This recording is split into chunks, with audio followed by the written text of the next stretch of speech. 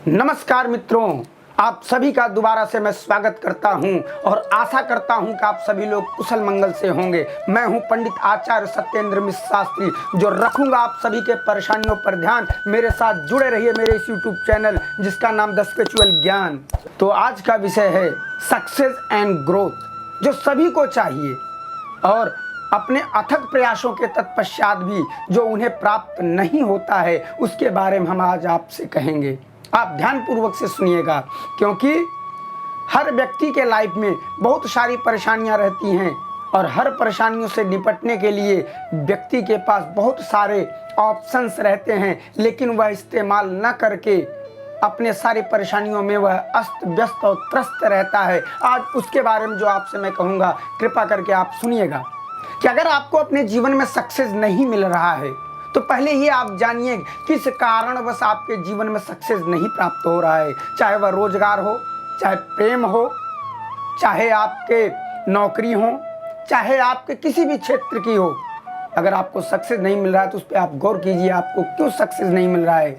आपके भाग्य में 10वें घर में शनि का वास करना और 11वें घर में केतु का वास करना ही आपके ग्रोथ में रुकावट प्रदान करता है, जो कि आपके मंगल और बृहस्पति खराब होने के तत्पश्चात ही आपके ग्रहों की दशा परिवर्तित हो जाती है, जिसके कारण जिसके फल स्वरूप आपको ग्रोथ नहीं मिलता है, सक्सेस नहीं मिलता है। आज उसके बारे में हम आपसे कहते हैं, अपने मंगल को और बृहस्पति को तीव्र कैसे करके आप अपने जीवन में सक्सेस पा सकते हो। श्रीमद् भगवत गीता में भगवान श्री कृष्ण ने अर्जुन जी से कहा था, हे अर्जुन, हे पार्थ, कर्म करो, फल की चिंता आप मत करो। उसी प्रकार से मैं आप सभी को कहता हूं कि आप अपने कर्म करिए, फल की चिंता मत करिए। फल जो है आपको अवश्य प्राप्त होंगे।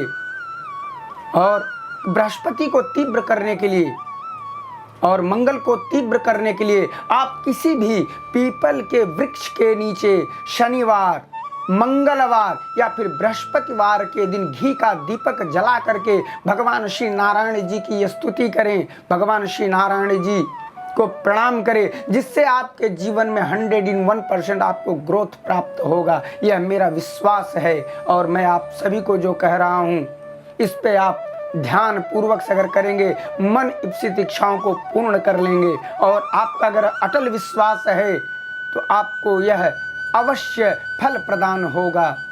आज के विषय में मैं आप सभी को मीन राशि के जितने जातक हैं, मैं उनको बतला देना चाहता हूं।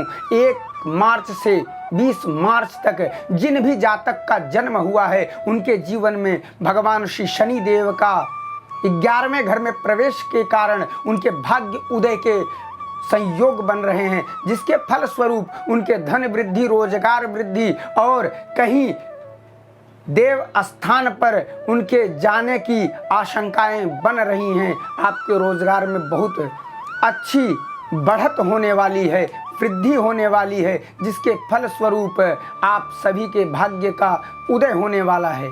मीन राशि के जातकों को उनके जीवन में परिवर्तन लाने के लिए सबसे उत्तम एक विचार है, किसी भी पीपल के वृक्ष के नीचे गुरुवार के दिन जा करके दीपक जलाएं, जिसके फल स्वरूप उन्हें अनंत प्रकार के धन, संपत्ति और परिवार में वृद्धि के संयोग बन रहे हैं। क्योंकि भगवान श्री नारायण जी और माता लक्ष्मी जी, उनकी जो पत्नी है, भगवान श्री लक्ष्मी जी की भी एक बहन थी जिसका नाम दरिद्रता था।